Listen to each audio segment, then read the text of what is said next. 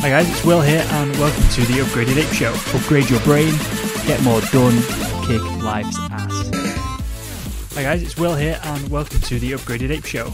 So, there's been a couple of changes the past couple of weeks and months, and yeah, I'm going to run through them just very briefly. So, people who have listened to the podcast before, we're now renaming everything to the Upgraded Ape Show, and that is because we're going to be doing both podcasting audio and also video interviews with our guests.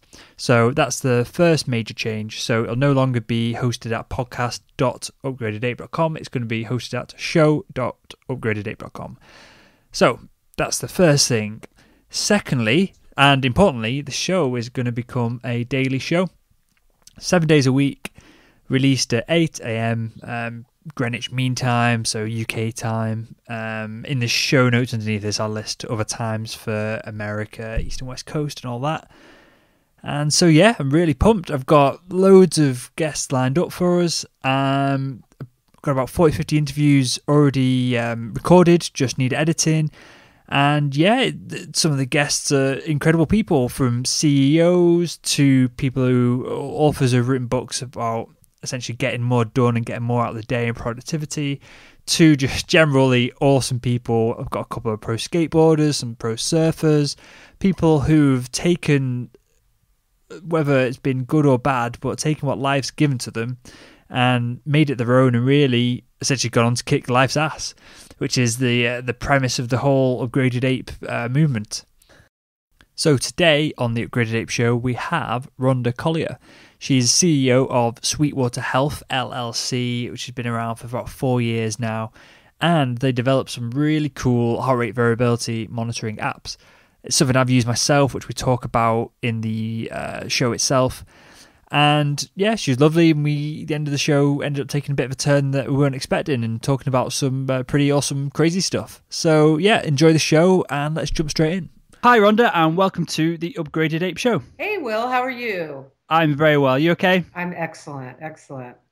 Well, good stuff. Well, let's dive in. We just pre-show, we were just starting to talk about how you got into the world of heart rate variability and apps and everything that you do over at Sweetwater. So do you want to just give us a quick intro to yourself and how you got involved? Absolutely. Well, my background is electrical engineering and chip design in high technology.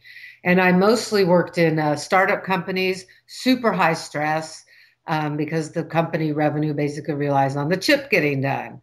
And I really did love it. I kind of thrived on it because I loved the whole invention process behind the chip design. I loved when the chip came back and worked and all of that. And then, you know, as the years went by, I was just done. You know, the stress is okay when you're really loving it, and you're kind of young too. And then as you start being sort of the same old thing, the stress ends up not being okay anymore. And so just one day I looked at my watch and said, I am done. And so I went to graduate school. So went from electrical engineering to holistic psychology. I got my master's in holistic psychology, which is systems theories, actually applied to human behavior. It's fascinating coming from an engineering background and studying psychology in this way. And so just, if I just stop you there, Ronda, yeah. Can you just dive into that a little bit more? That sounds really interesting. It's totally interesting. From what you described then, is it looking at the brain as if it's a computer and running programs? No. Is that kind of... So I'll get, that's sort of the next step, but the systems theory and relationships and families, which is what we study. I studied marriage family therapy, not with the intent to become a therapist. Each player in the family has a different dynamic, if you will, okay? And let's give you an example of a teenager who's the identified patient, who's acting out, who's doing drugs, okay? You can't look at the teenager in isolation. You have to look at the teenager in the context of a family, okay? And so in systems theory and engineering, you have all these pieces interacting with each other, especially if there's feedback loops, like in a feedback system or a control system. And so what we would see is that the teenager was just the event for the family, okay? And once the family started getting the counseling, the teenager would magically just get better. And then the identified patient would suddenly, without, and it was seamless, become a parent, or a grandparent actually. And so, but because I wasn't going to become a therapist, I did my research on starting with quantum physics, moving up through living systems, um, brain, all of that into how to build a healthy business organization. Okay. And so all these disciplines of science have these similar properties. And that's what led me into heart rate variability, which are feedback mechanisms, patterns, relationships, versus objects and events. It's really patterns and flows and things like that. And so that's how I kind of got into heart rate variability. Awesome. Well, on that then, what is heart rate variability, Rhonda? Okay. Well, heart rate variability is the pattern of your heartbeat. Okay. We often say, and I'll use the example of your heart beats, say, at 60 beats per minute. Okay. It actually doesn't beat at 1 second intervals. It actually beats at, say, 0.92 seconds, 0.98 seconds, 1.02 seconds, etc. And it averages out to 1 second intervals. Okay. So that natural variation of the beat to beat time is what heart rate variability is. Okay. And a healthy person has a reasonably robust and high heart rate variability. And I know it's counterintuitive. Most people think, oh, my low resting heart rate is great. Well, you want a high heart rate variability, regardless of what your resting heart rate is. Why do you want a high heart rate variability, and what does that mean to a person looking at the data? Yeah, no, that's a great question. So a high heart rate variability is an indication of resilience and elasticity as we move through life. Now, a simple example is when you're lying down and you stand up, your heart rate needs to quickly increase to keep your blood pressure equalized. Most people know sometimes if you stand up too fast, you get sort of lightheaded. Okay. That's because your blood pressure didn't equalize up to your brain in time. So, what happens when you lie down and stand up is that your heart rate increases.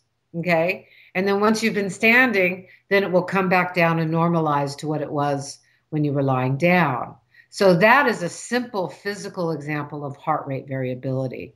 Someone with a robust heart rate variability will do just that. They'll stand up, their heart rate will increase, and then it'll go back down to normal once they've been standing. Someone with low heart rate variability, however, may have a couple of things happen. A, when they stand up, their heart rate does not increase enough to equalize their blood pressure, so they do get sort of this lightheadedness. And then when it does increase, it doesn't come down back to normal very quickly. Okay. So that's an example of low heart rate variability. Also, it's basically an indication of the robustness of your nervous system to respond and recover to life. So not only lying down to standing up, but also to someone cutting you off in traffic. You want to have some resilience there so that you don't just lose it. Worries.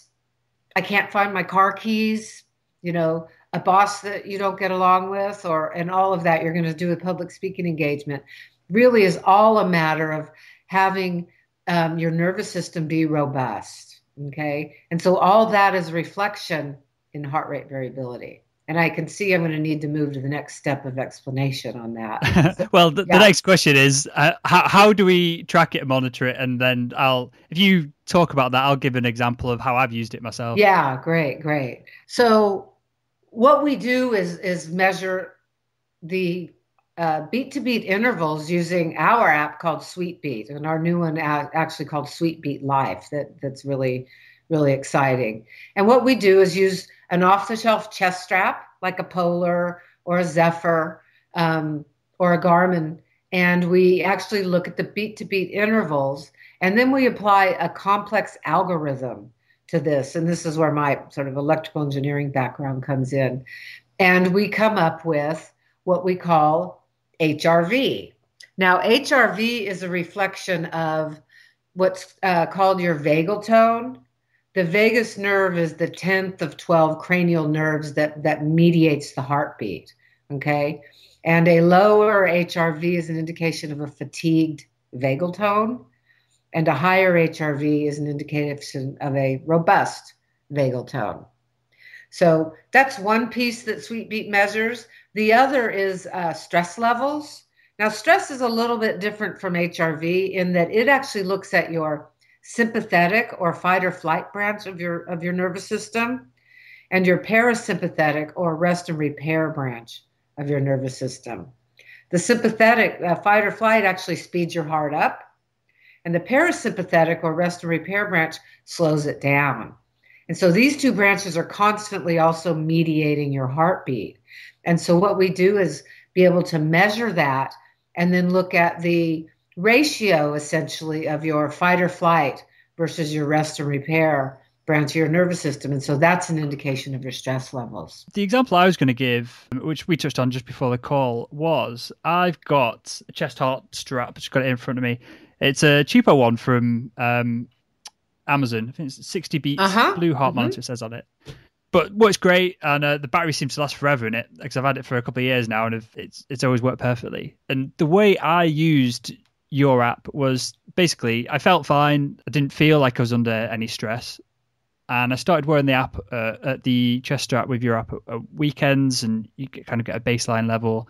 And I'd wear it throughout the day, and there'd be certain points through the day that the stress levels were off the charts. Through that, I learned that the stress level and these points were off the charts, so I needed to work on reducing my stress and controlling myself within those situations, which was useful. But then that was one of the reasons why I left the company I was with prior and actually took Upgraded Ape full time. So it was super valuable to me to make essentially a life-changing choice and decision to make that shift. Have you got any really good case studies or examples similar of people using heart rate variability to make changes? Well, I can give you a few examples of myself and also another woman that we've done a case study on. So with myself, I learned, and it sounds silly, but if you can make one little change in your life that adds up over decades, it's a big deal.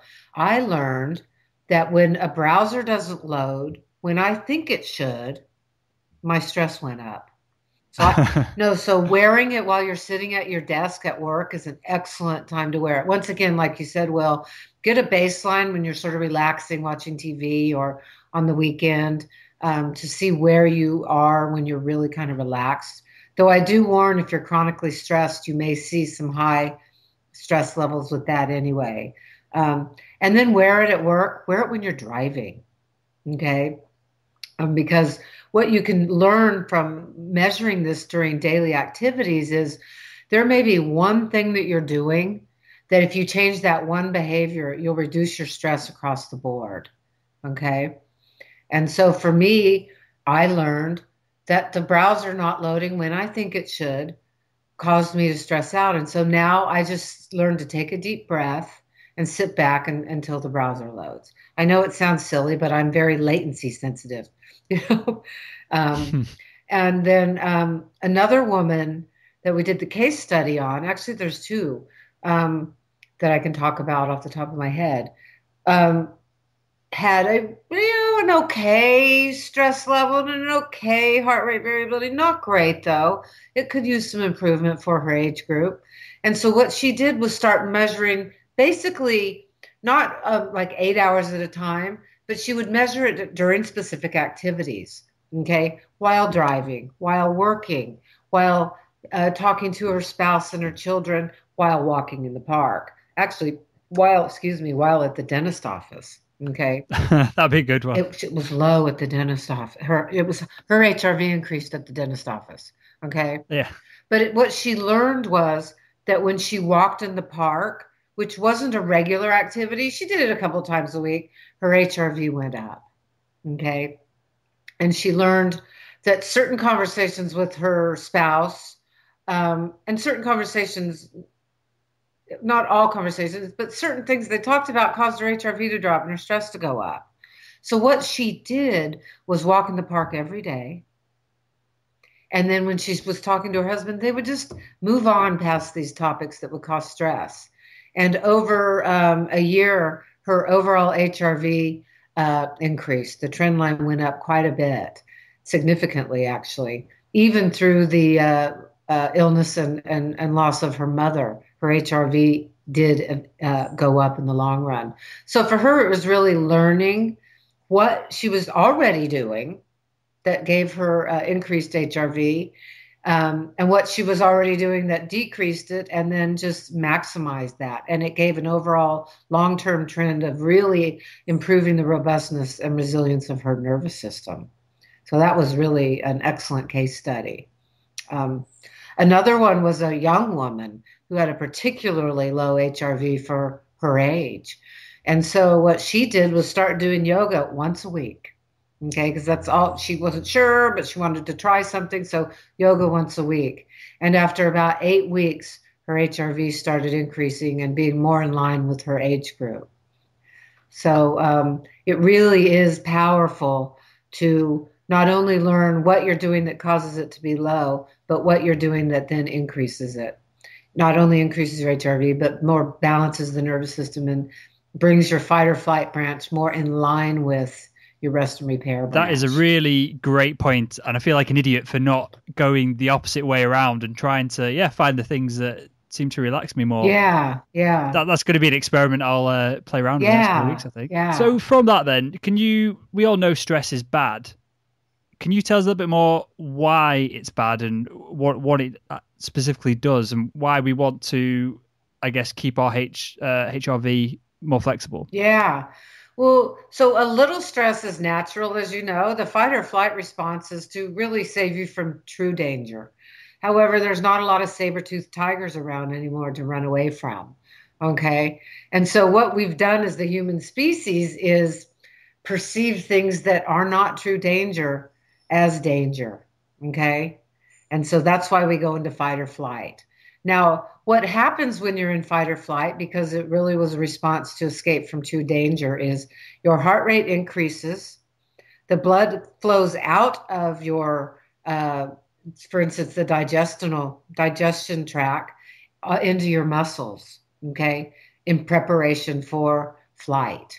You do not need to digest food if you're going to be the saber-toothed tiger's meal, okay? Also, there's cortisol is released, and I think people are familiar with the cortisol. The cortisol is deeply integrated with all the enzymes and hormones, and there's all these feedback mechanisms. It's a very complex system inside the body.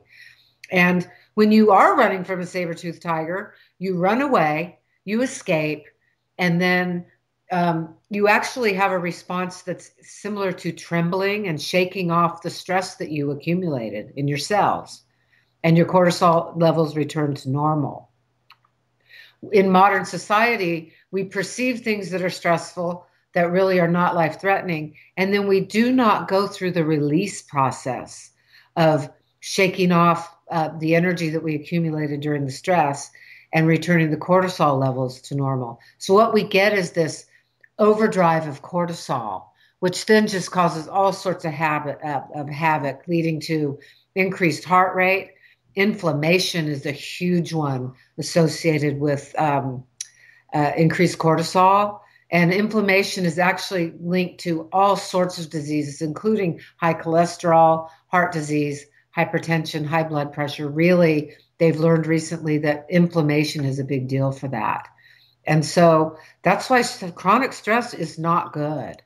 That's why people have stomach problems when they're stressed, because the cortisol, the fight or flight response, just shuts down your digestion.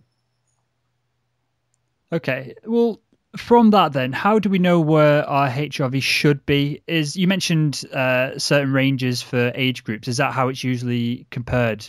Well, so that's sort of that's a boxed answer that we give people that are looking for, a boxed answer. And I understand that. And that's a great question, Will, because HRV is very dynamic. Okay. You can imagine your nervous system. You're moving around through life. Your nervous system is there to keep your body in equilibrium, no matter what position you're standing, lying down, sitting, or driving in traffic, being happy, being sad, whatever. So it's very dynamic. And anyone using Sweet Beat to start learning about their nervous system and their stress levels would be learning what their own baseline is, okay? There is a range for HRV. and it is age dependent, and it usually goes down with age. However, that's not necessary. Um, and Why does it go down with age? Just out of interest. so there's a lot of theories. Okay. Okay. And once again, our research comes from the National Institute of Health database and the American Heart Association. So we come from clinical research. Um, and I'll give you I've read hundreds and hundreds of papers. My theory is that it's due to life stressors that we've been unable to manage, is the main factor in reduced HRV. The other fact throughout life, because we accumulate, and our nervous systems accumulate these habits of being. The cortisol levels start to become status quo instead of temporary. Also, then there's just flat out aging, and that's all I can say to that. That the nervous system just becomes a little more less resilient, just like sort of your back gets creaky and your joints get a little achy. Your HRV goes down too. Okay. But really, the boxed answer is yes, there are ranges, and we have published in our HRV explanations document the average ranges for populations by age group. So anyone interested can go and look at that document, and if you can put that on your notes. Yeah, for sure. But what I recommend to people is to measure it and start understanding your range, because your range is going to vary. But once you've used it for a while, start measuring, you will see your regular range, especially when you're relaxed. And then so if your range, if you suddenly start seeing an HRV out of what you consider normal, then there's something to either be happy about, because now you're doing something that your HRV is increased, or possibly you're doing something that is causing you so much stress that there's some concern to be had. Mm-hmm. Okay, so if we're going to be doing a lot of measurements of our HRV, wearing a chest strap can be a bit of a pain in the ass on occasions. Are there any new technologies or new ways of measuring heart rate variability that, or either now other than chest straps, or in the near future we'll be able to look into? Oh, what an excellent question. We just released Sweetbeat Life, our new product, and that works with the Vital Connect health patch, which is just infinitely more comfortable than a chest strap. So what you have are, it's like a big Band-Aid, if you will, a large bandage that is a single lead EKG, and you can stick it on your pec, just above your breast, or down under your rib cage. Super light, super comfortable. And that measures not only heart rate variability, it measures your respiration, it measures your skin temperature, it measures accurately, because it's measuring skin temperature and heart rate, calories burned. It also measures steps and things like that. So that's very exciting. Not only is it more comfortable than a chest strap, it measures lots more metrics.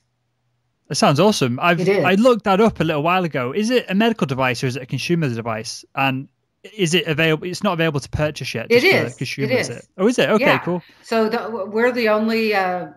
You can only get the health patch currently through Sweetbeat Life and the Sweetwater Health website. And I do want to point out for anyone that looks at it, it looks expensive. However, the patch, I'll back up a little bit. The patch contains the battery and can be worn for 3 days at a time, or it can be used for up to a month. And then there's a removable module that you keep after the patch is done, and you throw that away. So the module contains all the electronics. The patch contains the EKG leads and the battery. Okay. Awesome. And so the way I use it is I put the module in. I don't seal it up, and anyone looking at it would understand what I'm saying. But basically, I use it for my HRV. Then I pull the module out, and I put the protective coating back on the patch and stick it in the box. And so the patch lasts for me for a month or even more. Okay. So anyone looking at it going, this is kind of expensive, understand that you can get the patch to last a month or more, assuming that you pull the module out and use it in that way. And so it's just a wonderful system. And, I have all these chest straps sitting in a box now because I just use the patch. Awesome. Well, I'll link to it in the show notes, and I'll Yeah. dive into it and investigate myself. Yeah. It It's sounds awesome. it sounds pretty awesome. Yeah. Okay, well, from that, let's dive into a couple of quick-fire questions, Rhonda. Are you ready for them? Absolutely. Okay. Are you a morning or an evening person? You know what? I'm a morning person. Now, some people What that, time? put it this way, I think more clearly in the morning and always have. Um, I get up at 8 because I was an engineer and we didn't go to work till 10. And so that's sort of how I developed my sleeping patterns because we didn't commute in traffic. We engineers, we got to leave the house at 9:30 and get to work at 10. That's sensible. No, it is, but we work till 7 or 8. So I'm more of an 11 to 8 kind of gal. However, if I have work to do and I'm needing to put in extra hours, I get up at 5 in the morning, and that sort of morning, as the sun is coming up, really is the time where I'm super crystal clear. Mm-hmm. Me too. I'm up at 5 every day, and those first 3 or 4 hours are just head down, and then by this time it's 6 o'clock in the UK. My brain's starting to like frizzle out at this point. Yeah, that's how I am. What tactics or what's the biggest tactic that you've used to increase your productivity just day to day? Oh, you know what? Well, for me, it's routine. Okay. So I get up in the morning and I do, like you said, kind of the heads down, focused work, read a couple of emails. But if I've got, like right now, I'm debugging a C program, I work on that because I'm clear and focused. And then after a couple hours, I go to the gym or I go to yoga. Okay. And then I come back and have some lunch, do some emails, and then I get like a second wind in the afternoon and crank on that until about dinner time. But that really helps me with my productivity. The other piece is nutrition. I feel so much better when I'm eating whole, healthy food. There's just a really big difference on that. And so, yes, I do. I have my high octane brain oil, coconut oil, bulletproof stuff in my smoothie in the morning, but really good nutrition and routine really works for me, and keeping my stress levels down. I'm one of those people. I was waiting for that one. Well, then, no, Rhonda. so the reason I learned in college that I can't work at night is because I start thinking I'm behind because I'm staying up late, and my stress levels go up. And then I would spend more time counting how many pages I had to read than actually reading it. So working at night caused my stress level to go up. And I've actually measured it using Sweet Bee. In the late afternoon toward evening, everything drops. My whole HRV drops. And it almost looks like a whole different person. Okay.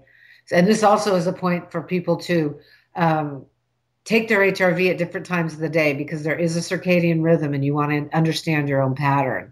And for me, boy, does my stress level go up, my HRV drop in the late afternoon. Cool.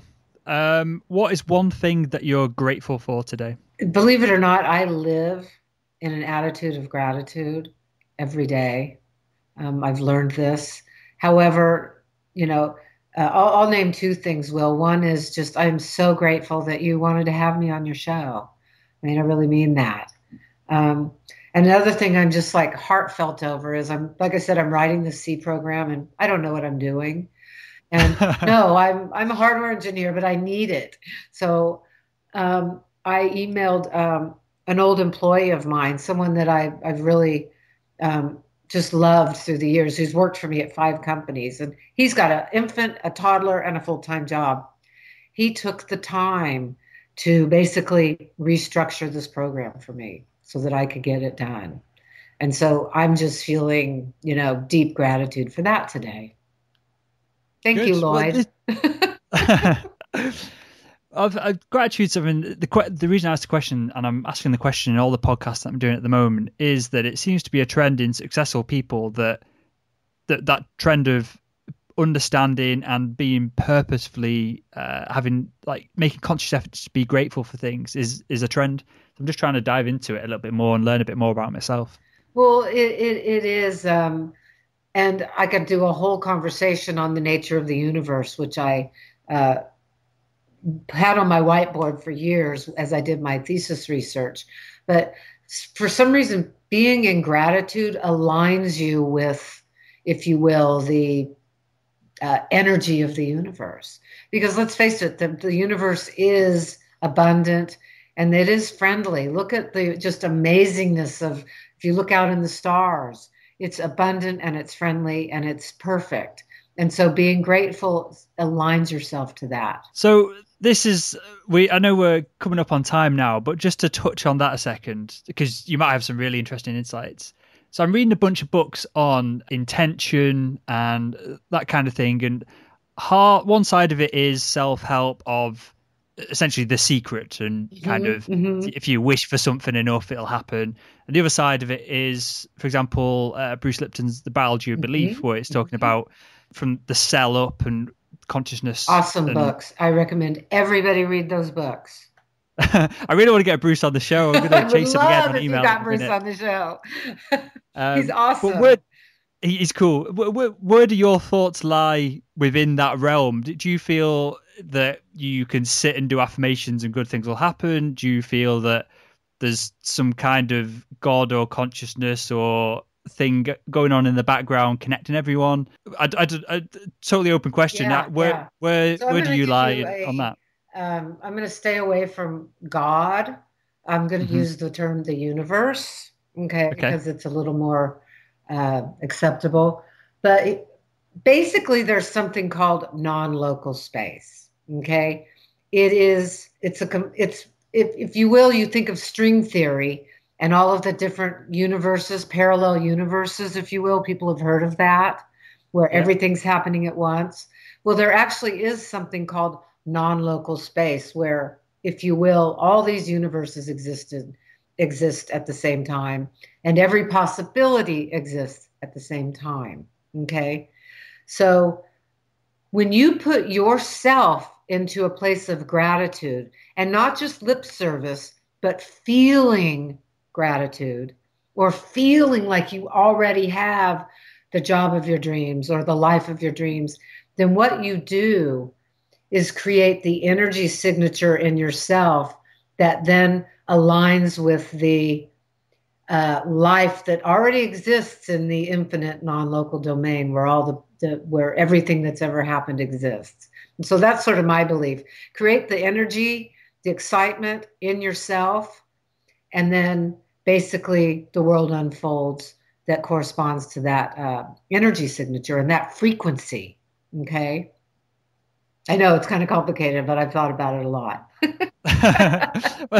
Me too. It's all true. Too. It's all true. There is non-local space. It's all mathematically there.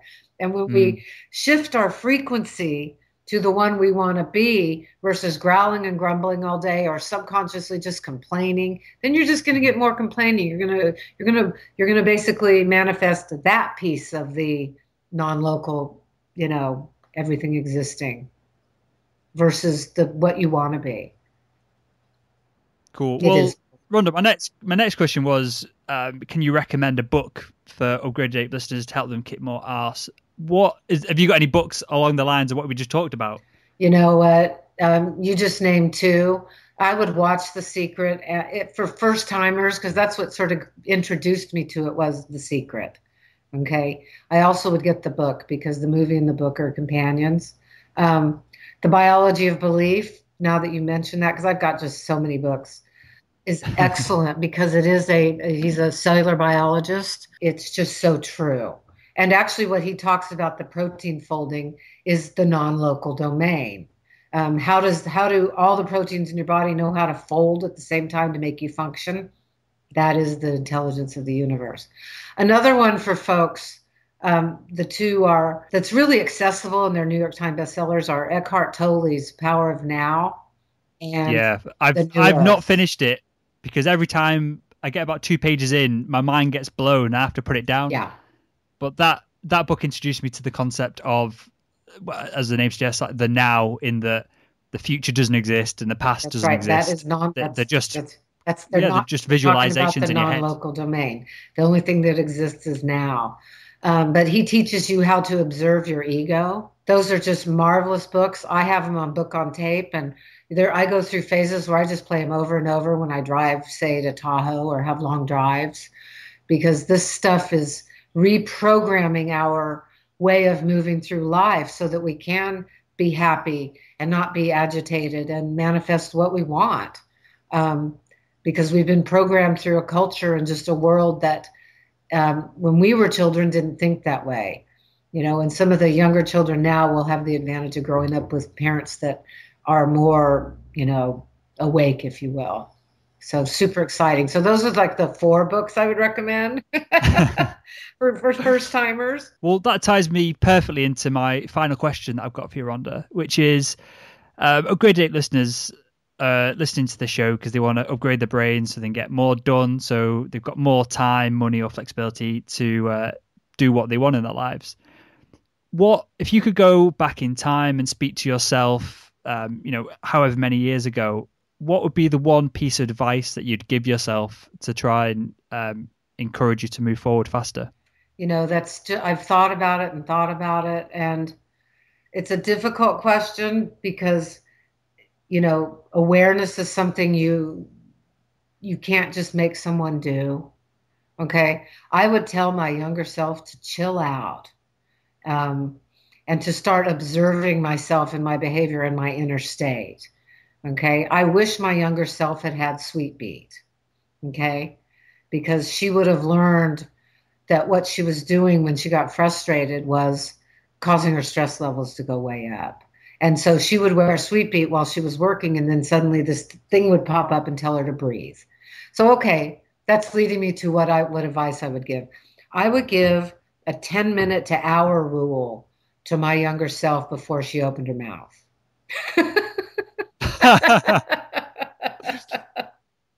Breathe, girl. Yeah. It's a good show. So some people say 10-second rule. I say more of an hour rule. Really, for a lot of people, I think that's great advice. When you're feeling frustrated, go for a walk, take a break, do some deep breathing. That's what I would tell my younger self. Excellent. Well, Rhonda, thanks for your time. And where can we find out more about yourself, Sweetwater, Sweet Beat, the app, and everything else that you've got going on? Well, you can go to our website at sweetwaterhrv.com. You can also follow us on Twitter at Beat Healthy and on Facebook at Beat Healthy. And you can go to beathealthy.com as well. Awesome. Well, we'll link to all those in the show notes. I will go back over the show and link to everything else that we talked about. And yeah, thank you for making an appearance on